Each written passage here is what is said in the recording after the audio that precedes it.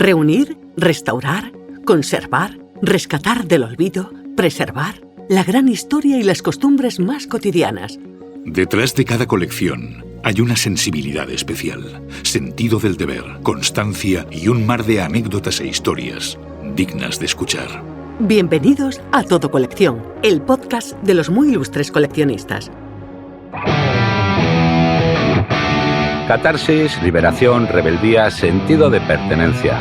El heavy metal es la más resistente forma de expresión rockera. El heavy desafía las normas de la industria discográfica porque emociona y mucho. Energía bruta, virtuosismo y lírica con chupa de cuero y calva o melena al viento. Prepárate para disfrutar de un episodio dedicado al heavy que aquí se vive y colecciona en directo. Estás escuchando Todo Colección, el podcast de los muy ilustres coleccionistas. Bienvenido, bienvenida al episodio 193 de Todo Colección, en Cardinal 193. Hoy nos ponemos firmes. Conversamos con Vicente Romero, el loco de la radio y pionero del rock. Cuando España bailaba al son de Fórmula Quinta, Mariscal Romero pinchaba Led Zeppelin y Pink Floyd. Rockero de los pies a la gorra, Mariscal Romero es periodista, escritor, productor musical, locutor de radio, director de revistas musicales. Hoy nos visita en el podcast de Todo Colección Mariscal Romero del Rock, el coleccionista más heavy. Todo Colección, donde viven tus recuerdos. Buenas, Mariscal, muchas gracias por atendernos en el podcast del coleccionista de Todo Colección. Bueno, gracias a ti, Ignacio, por la entradilla tan espectacular que has hecho y por el placer de, por fin, después de tanto tiempo, poder tener esta charlita contigo y con todos los que te siguen. Es que, amigo Mariscal, los viejos rockeros nunca olvidan ni nunca callan. Bueno, sí, somos gente de un pedigrí ya añejo, con muchas décadas a las espaldas y dentro de ese mundo pionero de lo que fue la cultura del rock más potente, más auténtico, ¿no? Desde los tiempos de Hendrix a Cream, donde la vanguardia se adentra después de una década de los 60, donde las canciones duraban 3 minutos y estos genios le dan una vuelta de tuerca al concepto del rock and roll hacia unos caminos de vanguardia que en los 70 explotaría de forma acojonante, ¿no? Con el sinfónico, el progresivo. O sea, estamos hablando de la gran cultura popular urbana del siglo pasado y de este, indiscutiblemente, aunque los poderes fácticos les jode mucho este tipo de cultura. Para ellos el rock está volviendo cuando vuelven las grandes estrellas, pero son ajeno a las miles de bandas que cada día se dejan las pelotas en los locales de ensayo y en miles de conciertos, ¿no? Es una cultura tapada por los poderes fácticos, por la gran más media, que no quieren que le enturbiemos sus posturas siempre tan clásicas, ¿no? Tan rancias. Usted defiende que el rock es cultura, no ruido, una forma de vida. Y el rock no es una moda, es una actitud. Lo del rock y viva el rollo, ¿qué significa para usted? Era una palabra que significaba cuando yo la implanto en aquel primer disco, Viva el rollo, volumen 1, Rock del Manzanares, era un grito de libertad, porque todavía vivía el tío Paco, todavía agarrotaba con el garrote vil, ajusticiaba y mataba. Eran tiempos jodidos. La gente ahora más joven no se acuerda de eso, ¿no? Pero yo estoy constantemente rememorando eso porque mi público ahora mismo, con la Heavy, 42 años en los kioscos, la radio que hago a diario en mi web, mariscalrock.com, o lo que hago, las colaboraciones en Rock FM, son testimonio, doy testimonio de que hubo otro tiempo que no hay que olvidar, esa memoria histórica en lo que concierne al rock and roll. Ese disco se hizo a comienzo del 75, Franco muere en noviembre del 75. Era viva la libertad, pero en aquel momento ese grito te podía llevar al tuyo. Siempre pionero y siempre en la frontera. Desde Isla Cristina a Madrid con una maleta de cartón. Bueno, no exactamente. Yo llegué muy pequeño. Mi padre Vicente tenía un bar en Isla Cristina que se llamaba El Ancla y quería algo mejor para sus hijos. quería cultura, quería darnos una vida mejor, vendió el bar y nos metimos en un tren. Recuerdo perfectamente que en el bar había un corral y había un pavo enorme y ese pavo lo mató para llevárnoslo desde el tren hacia Madrid, ya ubicados con un piso que pudo comprar con lo que sacó de la venta del bar, ¿no? Yo tenía 10 años, llevo a Madrid en plena efervescencia juvenil, con unos ojos abiertos, venía de la profunda Andalucía y en la frontera con Portugal.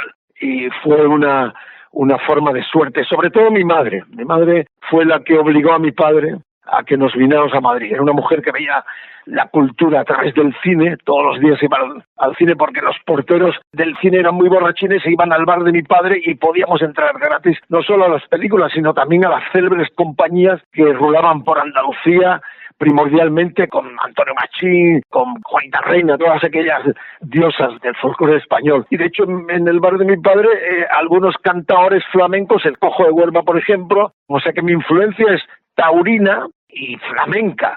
El taurino, afortunadamente, lo dejé en el camino porque mi abuelo me llevaba a Ayamonte, a las corridas de toro. Que estoy haciendo una pequeña biografía sonora en un momento, ya que me has dicho lo de la maleta. Vinimos con maleta y con el pavo en el tren, Ignacio. Y también coleccionó galletas de discos, porque su relación con las galletas, y no de comer precisamente, las galletas de los discos que se adherían al vinilo. Ya esto es cuando ya 15, 16 años, ya descubro el fascinante mundo del rock and roll a través de un piso del Opus Dei, aquí en Madrid. De alguna forma trabajé en una empresa del Opus muy joven, y ahí me invitaron a un piso que estaba primero en la calle Recoletos, aquí en Madrid, cerca de Cibeles, y luego en la plaza de Cuatro Caminos. Ahí es donde yo fraguo, me invento en esa creatividad mía de siempre buscar resquicios, culturetas y animación.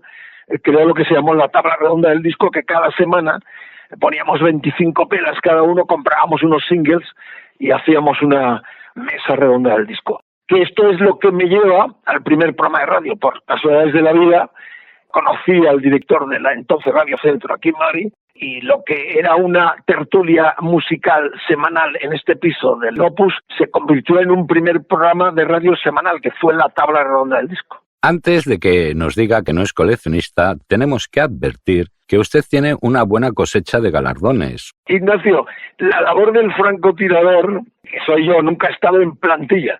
He trabajado en todas las cadenas musicales de este país. En Argentina también, en México, en Venezuela, temporalmente. En Argentina no, en Argentina estuve 3 años en una FM muy grande, FM Rock and Pop. Pero este es el estigma del francotirador, el que nunca ha tenido que pinchar discos bajo el mandato de un despacho.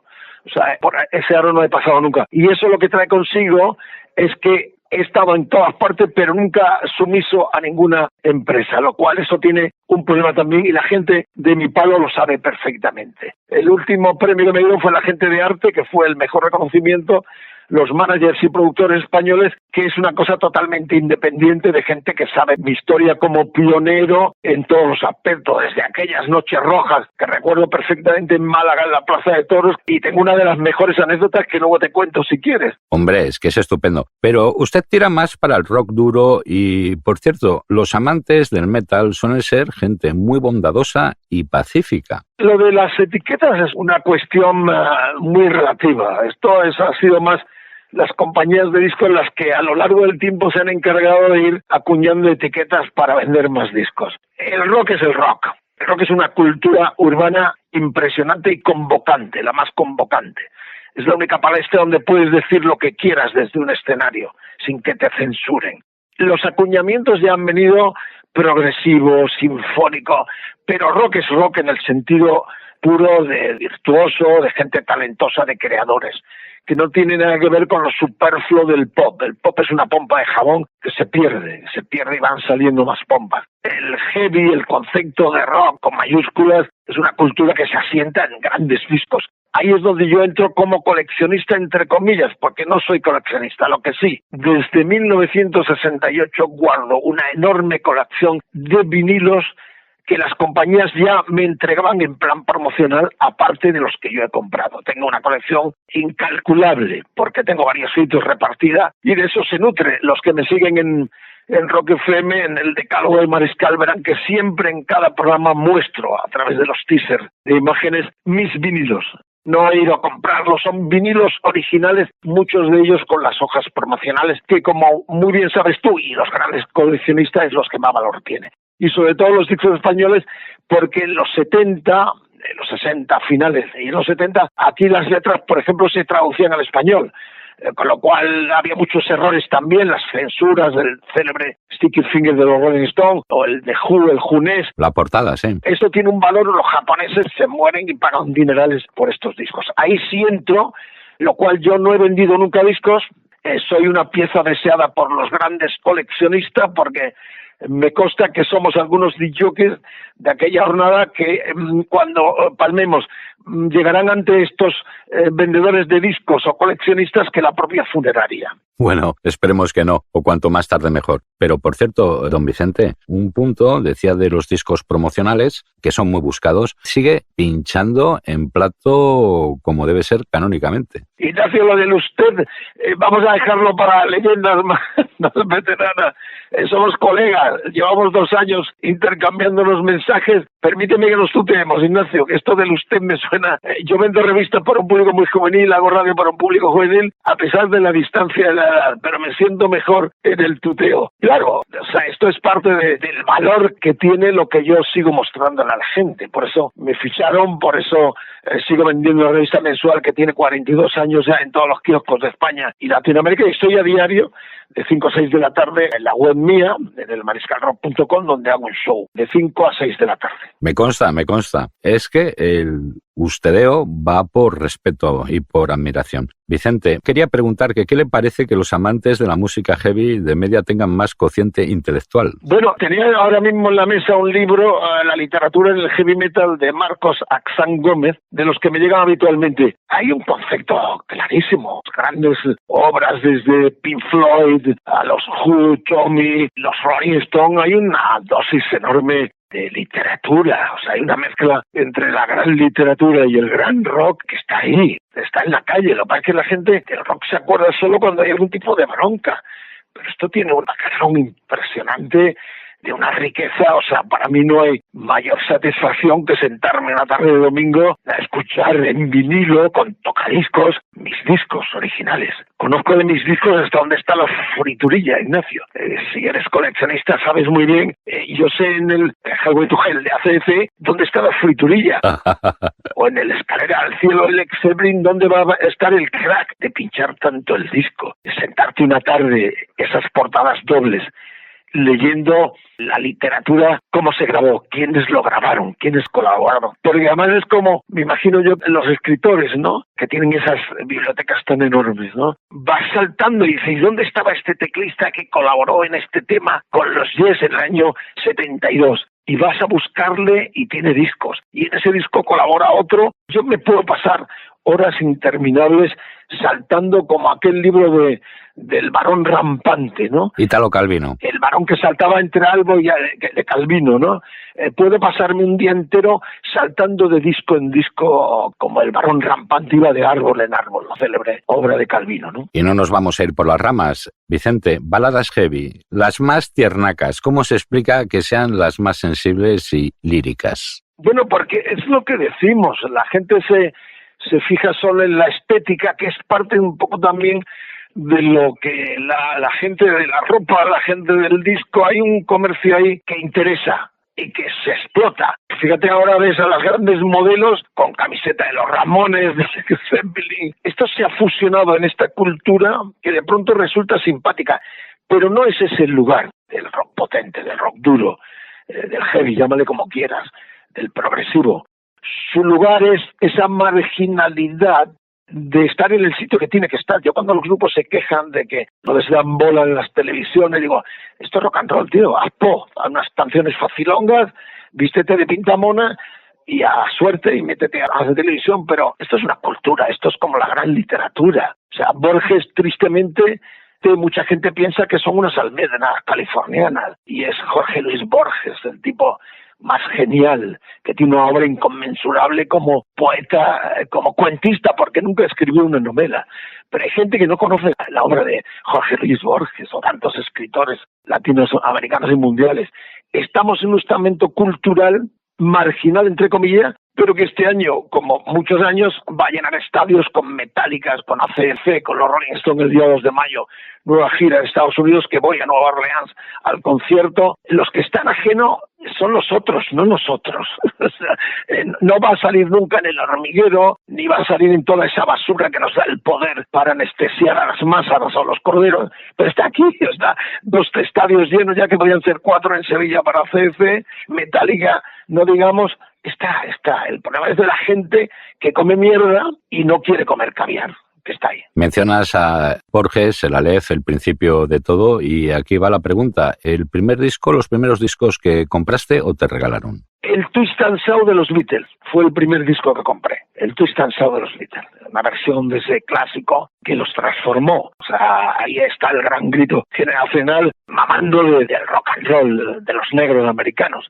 Como Presley también, o sea, aquellas gentes tan marginadas, ¿no?, que no podían montarse en un autobús en la parte delantera, con lo que todos conocemos de la irracionalidad del pueblo americano hacia los negros. Como estos chicos guapos nos venden el mensaje. Afortunadamente todo cambia a partir de finales de los 60, cuando ya los Otis Redding, los negros, B.B. King, cogen el mensaje. Hasta los pioneros como Chuck Berry tienen también su momento, afortunadamente, ¿no? Pero esto siempre ha tenido una parte negra, oculta, y aquí está, y esto es lo que hay. O sea, no hay para más. Sí, porque también de esas raíces del rhythm and blues bebían los Rolling Stones. Por cierto, tú eres el único que les has tenido a todos bajo el mismo techo cuando se llamaban de aquella manera. Sí, señor. Trabajando en la FM Rock and Pop de Buenos Aires, allí estuve 3 años, yendo y viniendo, porque no dejé de dirigir la revista ni mis cosas aquí en España. Pero tuve un gran programa de mucha audiencia en 2 facetas. Primero El Gallego en la Luna y luego Los Delirios del Mariscal. Año 95, la gira del Voodoo Dance. Los Stones iban por primera vez a Argentina, hicieron 5 River Plate y me tocó la varita mágica de que el promotor Daniel Greenman, el promotor que era a la vez dueño de la radio, me encargó viajar al DF mexicano para entrevistarles antes de las 5 noches de River. Y efectivamente, un set especial, están las imágenes, donde ningún periodista ha tenido esa opción, de en un cuarto decorado exclusivamente para mí, con una calavera, con lo que era el parafernalia del Voodoo Dance de la gira. Vinieron uno por uno: Jagger, Ronnie Wood, Keith Richards y el fallecido Charlie Watts. ¿Ya disfrutas de Todo Colección en la palma de la mano? Descarga la aplicación de Todo Colección en tu móvil. Compra, vende, negocia, puja. Consulta en tiempo real Todo Colección, donde viven tus recuerdos.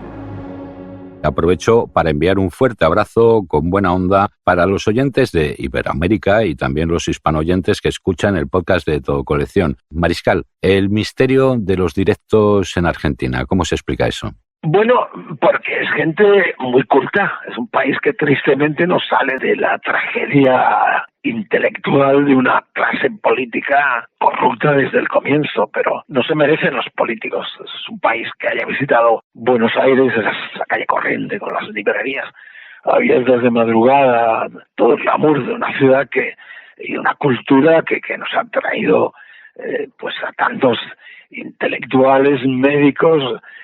Y es lo que hay. La pasión argentina por el rock and roll viene de lejos, pero es verdad que tienen un talento especial para copiar también, pero para reelaborar, que eso es lo importante. O sea, por ahí se da la clase de los Rollingas que hemos hablado tanto tiempo, que bueno, pues que el Rollinga es un acuñamiento argentino total, que son los fans de los Rolling Stones. Allí hay bandas como amapolas, imitadoras del mensaje estoniano, ¿no? Y del blues, o sea, con grandes maestros. Es fascinante. A mí me cautivó desde siempre Argentina y hay un idilio constante. La última vez que he estado ha sido en diciembre y además tuve el honor de que el Indio Solari, el gran icono del rock argentino, me recibiera en su casa, y lo digo sin exagerar. Para un argentino no es más fácil ver al Papa Francisco en el Vaticano que poder estar con el Indio Solari, que es un personaje magnético. Los argentinos que nos escuchen saben de qué estoy hablando, ¿no? Y eso es también el esfuerzo de alguien que, reitero, siempre ha vivido fuera de la nómina. La nómina te obliga a decir muchas veces sí. Y yo soy un tipo de decir muchas veces no. Nos estás transmitiendo un entusiasmo forever young como Bob Dylan. Grande, Ignacio. Espero que nos veamos en Málaga en algún momento. Me encanta Málaga. Tengo una anécdota, te la voy a contar. Yo presentaba en los 70 y en los 80 también, y todavía lo hago además en algunas cosas puntuales, los shows con el Mariscal Romero Show, que llevaba la radio, lo llevaba a los festivales, a las discotecas con bandas. De hecho, Chapa, el sello que yo creé, pues, nace por los bolos míos con el Mariscal Romero Show. Llevaba la radio fuera de la radio. Y presenté aquellas míticas Noches Rojas y lo hicimos en Málaga. De hecho, aquí, en la redacción de la G, desde donde te estoy hablando, tengo el cartel precisamente de Málaga, a ver si puedo verlo porque tengo aquí una persiana. Mira, lo estoy mirando. Plaza de Málaga, las Noches Rojas, Rec Bosch, que era un vaquero, y allí estuvimos. Iceberg, los catalanes Bloque, Fragua, Mermelada y el Mariscal Romero Show. Y tuve una anécdota espectacular porque en la Plaza de Toros a mí me pusieron en un vomitorio donde salían los vendedores de chuchería y de tabaco, ¿no? Y entonces yo tenía detrás, claro, venían a reponer las bandejas estas que llevaban, yo pinchaba entre grupo y grupo, los que recuerdan aquellos memorables, que todavía lo sigo haciendo puntualmente. Y recuerdo que salían los vendedores y había un pavo que salía con la bandeja aquella, con los chicles, y decía: chicle, caramelo, tabaco, chocolate, de comer. Y eso lo cuento muchas veces porque me hacía gracia cada vez que salía aquel vendedor y decía: chocolate, de comer. Y no lo olvido nunca. Aquella nota en la Plaza de Toros de Málaga, en la Noche Roja, que debe ser el año 82 o 83, más o menos por ahí. Pero un poquito más cerca hay una leyenda urbana por aquí, por Málaga, que se la ha visto hace años en un barco frade. Eso no sé si es cierto, un milagro o una leyenda urbana. Bueno, he estado en tantos sitios, en un sitio canalla, ahí nos hemos encontrado en algún momento con algunos colegas. Y aparte, hombre, la banda Al-Ándal, tuve el honor de estar en sus presentaciones, un grupazo que han tenido la suerte de Fuengirola ahí, que tenían que haber detenido los Al-Ándal, ¿no? Málaga siempre he estado muy cercano a Málaga, con las bandas malagueñas. Yo cubrí conciertos también ahí, o sea, y en los últimos años la explosión cultural de la ciudad me apasiona. O sea, siempre por el AVE me escapo a pasar el fin de semana. O si voy, por ejemplo, a Tánger, una ciudad que me apasiona por la leyenda estoniana, los flautistas de Yuyuca, recorrí todas esas zonas en moto hace unos años. Cuando voy a Tánger siempre procuro ir desde Málaga en el transbordador, ¿no? O sea que Andalucía, soy andaluz y no puedo evitarlo, y yo creo que musicalmente el triángulo, que ahora hay muchos músicos que están potenciando esto, Portugal, Marruecos, Andalucía, para mí es algo que en algún momento tiene que explotar. No podemos vivir solo del recuerdo de Triana, que ahora se cumplen 50 años. Hay que fomentar y apoyar porque tenemos un talento y unas músicas tan ancestrales que yo todavía sigo esperando el gran grupo que reviva lo que significaron Triana, que ya queda muy obsoleto, con todo el encanto y maravilloso, una banda con la cual conviví y presenté también. Pero ese triángulo cultural, musical, milenario de Portugal, todo el Mediterráneo, Túnez, Marruecos, es fascinante. Hay tanto trabajo que hacer. A los muy buenos que nos escuchan, vamos a que Andalucía tenga el poderío que ha tenido la música de la costa este norteamericana, ¿no? Con lo que significó todo aquello del valle, ¿no? Del Laurel Canyon. Hay mucho que trabajar y yo, todo lo que viene de Andalucía, a mi radio, a lo que sea, siempre tengo una simpatía y una predisposición muy especial. No podemos dejar de mencionar, antes hablábamos de Chapa Records, y el origen de la movida madrileña no se entiende sin la generosidad de Mariscal Romero. Fue antes de la movida, o sea, lo que pasa es que yo, en Chapa, es un sello que yo creo, un poco para que los grupos que no tenían opción en aquellos mediados de los 70, y ya tras la muerte del dictador, había una necesidad de gritar fuerte, ¿no? Como decían los Asfalto en su primer disco, Días de Escuela, ¿no? Enseña a tu hijo a amar la libertad. Ya la libertad se podía expresar sin tener que gritar viva el rollo por viva la libertad, ¿no? Y claro, eso desemboca naturalmente en mi apoyo y a aquellas bandas que no tenían disco y la insistencia con los grandes sellos que pasaron totalmente de mí, las multinacionales, y fue una compañía española que me dio la oportunidad de grabar los dos primeros discos, que fueron Bloque y Asfalto, y a partir de ahí todo lo que vino después. Es el gran momento del rock español. Luego la movida fue los niños pijos de papá que no sabían qué hacer con ellos, de las familias como los Berlanga, eran los hijos rebeldes que no sabían ni tocar, ni sabían hacer absolutamente nada. O sea, eran tan pompa de jabón como Miguel Bosé, ¿no? Que es un cantante como el culo, que es un mal actor y el único valor que tiene es que su padrino fue Picasso, ¿no? Pero eso demuestra esa frivolidad que menosprecia a los músicos, a los trabajadores de la música y que por una cara bonita o con apellido tiene más apoyo. La movida es otra historia. De hecho, yo produje a Caca de Luz y no me quise enganchar a aquel concepto de la punky que me encantó. El disco célebre de las canciones malditas de Caca de Luz lo produzco yo, pero a mí me parecía indigno un tipo que había empezado en la radio presentando a Jimi Hendrix, a los Creams, a los Rolling Stones, a Yes, a Deep Purple, a Led Zeppelin, de pronto ponerme al servicio como algunos DJs de mi edad, se pusieron un alfiler en la nariz, se pusieron el pelo de verde para pintar la mona tanto como estos chicos, que lo que ofrecían era también una bocanada de aire fresco en el cambio político, que estuvo bien, pero ya musicalmente fue una auténtica basura. En la música, Rock lo ha sido todo. Productor, por supuesto, además de un excelente periodista, pero ¿tocas algún instrumento? El cencerro. El cencerro, me hubiese gustado tocar el cencerro en el Honky Tonk Women, que los contamos un día un batería argentino, López se llama, Mariano López, me están soplando aquí, los contó. Creo que son 410 toques de cencerro que tiene el Honky Tonk Women. Me hubiese gustado tocar el cencerro en el Honky Tonk Women. De hecho, la grabé, hay unos discos cotizados, por cierto, pero que yo no recomiendo que la gente compre, porque son horrorosos las versiones que hice del Honky Tonk Women, del Jumping Jack Flash, salió por chapa, y del Satisfaction, yo no recomendaría escucharlo a nadie, pero yo me divertí enormemente como una incursión y mi admiración a sus majestades satánicas, Ignacio. Oye, ¿y no has hecho una versión de Simpatía por el Diablo? Eso es más complicado, eso requiere un cantante, y yo canto peor que Miguel Bosé todavía. Oye, los músicos de rock son bastante coleccionistas, y bueno, a ti te sobreentendemos que tienes discos, cintas, unos archivos analógicos increíbles, fotografías, pero ¿tienes algún pecadillo coleccionista más, además de amigos y viajes? No soy especialmente fetichista. Tengo miles de discos, tengo una redacción montada donde hacemos la revista mensual, la Heavy, que sigue en los kioscos después de 42 años. 460 es el último número con Deep Purple en portada, que está ahora en los kioscos. Fíjate, en el año 1968.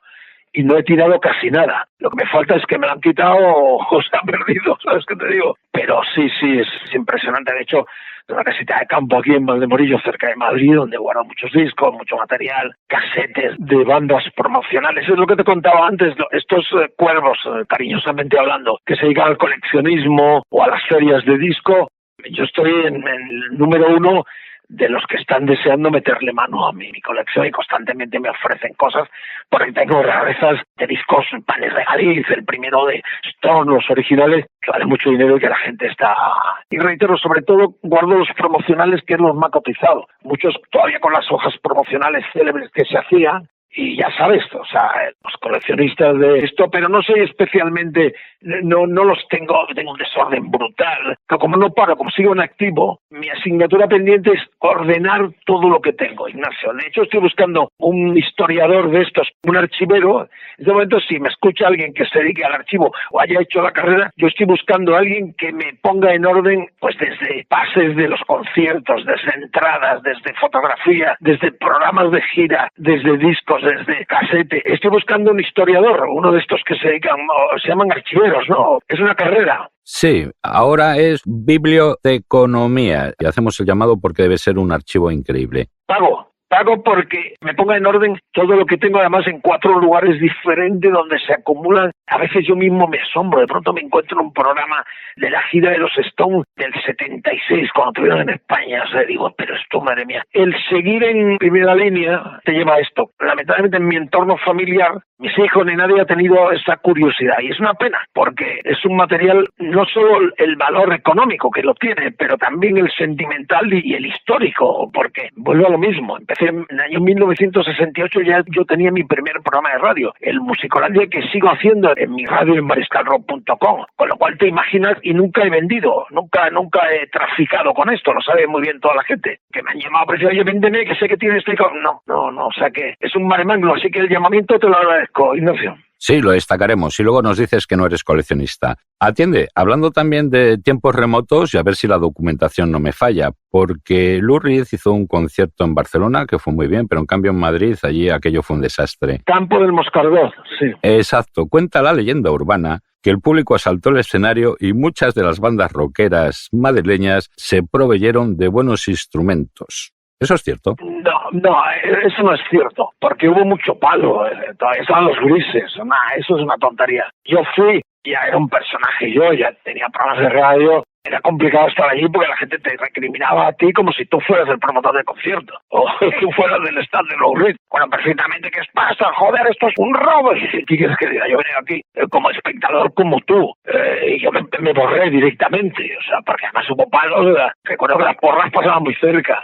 Pero no me consta que esto me parece una tontería. Esas leyendas que de pronto en este negocio a mí me jode mucho, porque lo bueno de seguir en esto también es que muchas historias que se cuentan por parte de delirantes, yo las puedo desmentir, como desmiento esta. No me consta que se robaran los equipos, porque en aquel tiempo las pocas empresas que había de sonido eran los que ponían el sonido. El sonido no lo traía Lou Reed. Lou Reed tenía un instrumento en la mano. O sea, se proveía de las propias empresas españolas. O sea, esto es una tontería y que me alegra desmentir, porque hay un montón de leyendas que si gente como yo no estuviéramos no se podrían desmentir, porque hay mucho delirante que se inventan. De pronto vienen tipos a mí a decirme: Romero, ¿te acuerdas cómo nos drogábamos en los 70? Y digo, si tú no estás drogando en tu puta vida, si has tenido una mujer que es un sargento y te llevaba cuadriculado. O sea, hay muchos drogadictos que en se van su puñetera vida, o mucha gente de izquierda que militaban en el anonimato y en la cobardía. O sea, olvidémonos, no. Esto afortunadamente en el mundo musical todavía queda una revista como la Heavy, donde yo en el editorial cada mes destaco previamente desmintiendo muchas de estas leyendas urbanas estúpidas que no son verdad, Ignacio. Pues se agradece la aclaración, porque esos son bulos y intentamos ser muy rigurosos, porque, bueno, la industria musical española, pues tú vales más por lo que cuentas que por lo que otros callan. Claro, es que este es el problema, que mucha gente, llevar yo tanto tiempo y haber estado siempre en la pomada, trae esto consigo, que no me pueden vender una burra. O sea, hay mucha gente que va contando historias y de pronto digo, estás hablando conmigo, tío. Y cuando tú empezabas ya yo había ido varias veces. Reitero, en 1968 yo tengo un diario ya, el Musicolandia, en aquella desaparecida emisora Radio Centro.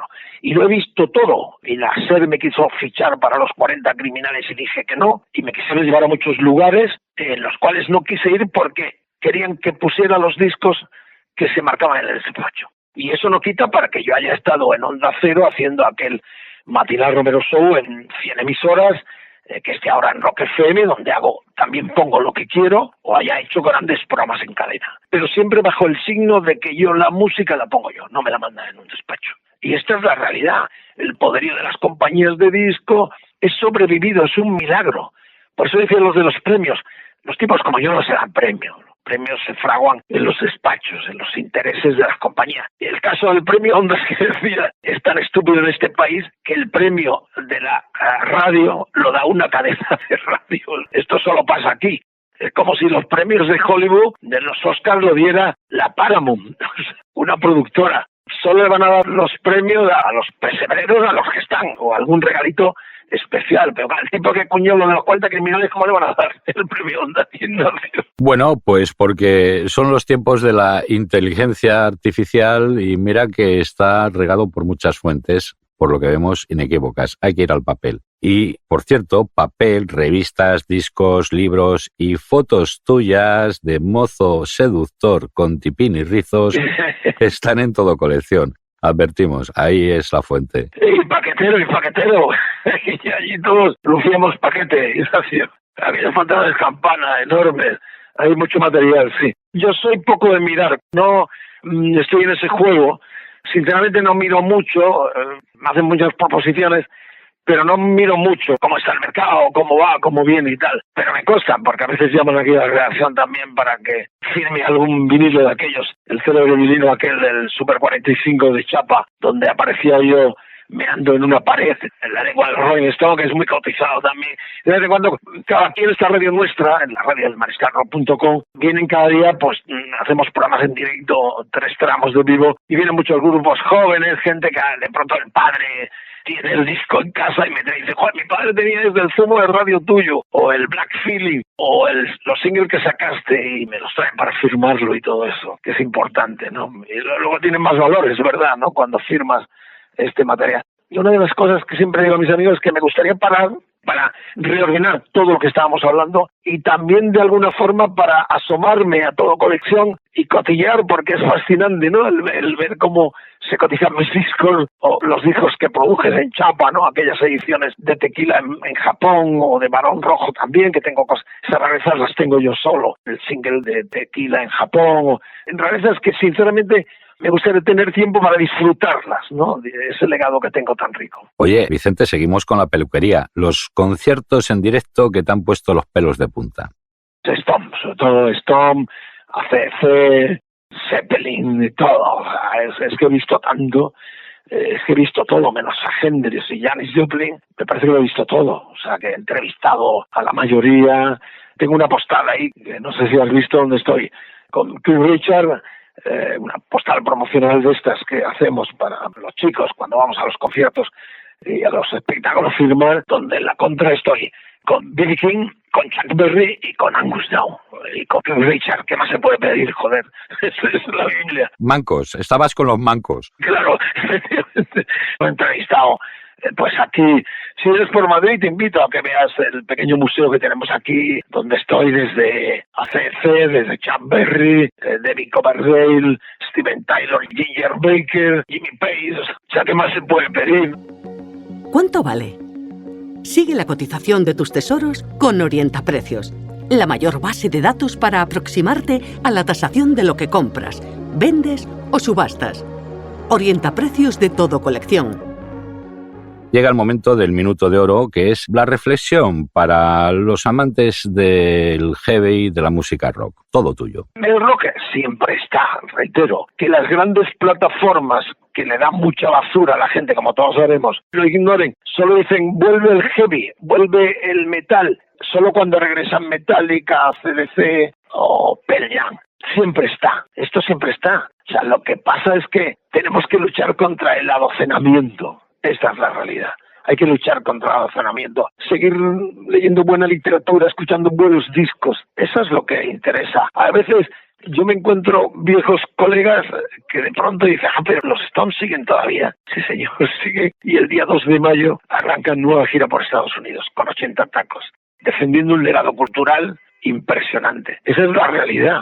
O sea, estoy tan ilusionado por volver a ver a los Stones el 2 de mayo en Nueva Orleans como visitar por primera vez esa mágica ciudad tan anexionada a la historia del jazz, del blues y del rock and roll. O sea, que la gente no pierda es lo que me jode, que la gente se casa. Mucha gente cuando vino el CD, ¿te acuerdas que vendieron o tiraron sus discos? Yo me he encontrado los discos de los basureros y ahora esos discos valen una pasta con la fiebre del vinilo, no solo del vinilo, sino del cassette también. Como muy bien sabes, en los festivales de rock se venden vinilos y los cassettes, que hay una fiebre enorme también con los grandes nombres sacándolo en cassette. Me fascina, ¿no?, la permanencia de ese lado de la cultura que no se debe perder. Me joden los amigos que se casan y abandonan este lado de la cultura y se ven metidos en la vorágine de toda esta basura que los grandes medios no dan. Vicente Romero, mariscal del rock, muchísimas gracias por participar en el podcast del coleccionista de Todo Colección y te deseamos larga vida y prosperidad, coleccionista, aunque digas que no lo eres.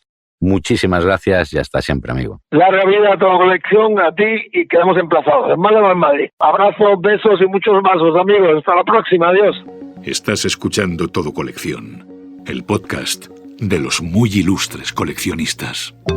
Pura leyenda, el mariscal del rock. Todo un personaje recomendable como los capítulos que te voy a mencionar a continuación.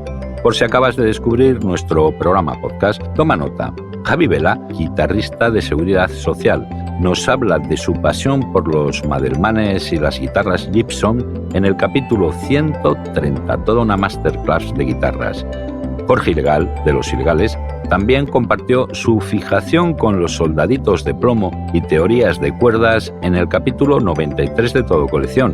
Y en lo que respecta a coleccionistas de discos, pues Bartolomé Jaén tiene más de 200.000 vinilos desde Jaén y para el mundo. Te espera en el episodio 158. Y siguiendo con la historia del rock, otro mito. Rafael Rubiano de Guateque Discos nos asombró con su sabiduría y humildad en el capítulo número 5 de Todo Colección. Si eres coleccionista, caerás en nuestras redes. Sigue la actualidad y los lotes más curiosos en los perfiles de Todo Colección en Facebook, Twitter, Pinterest, Instagram y canal YouTube de Todo Colección. Pues hasta aquí el episodio de hoy. Nos puedes regalar un me gusta o un comentario. Si te tomas la molestia de ponernos unas palabras, quedaremos más que agradecidos. Es más, si acabas de aterrizar en nuestro programa, suscríbete al podcast del coleccionista. Es fácil, gratis y libre de impuestos. Y si quieres participar en esta aventura divulgadora, escríbenos un email con tu propuesta de invitado o invitada a comunicación@todocoleccion.net. De esta forma nos ayudas a enriquecer este canal que gracias a colaboradores como tú mantiene viva la cultura del coleccionismo. El coleccionismo es cultura. Insisto en que te cuides mucho y te recuerdo que con el servicio de envíos de Todo Colección y Pago TC todo es más fácil, económico y sencillo. Aquí, a pie de micro, te habla Ignacio del Valle. Nos vemos, nos escuchamos en el próximo episodio de Todo Colección, donde viven los recuerdos más heavies. Fin de la cita. Hasta el próximo episodio de Todo Colección, el podcast de los muy ilustres coleccionistas. Seguimos en contacto en el Facebook, Twitter, Pinterest, Instagram y canal de YouTube de Todo Colección.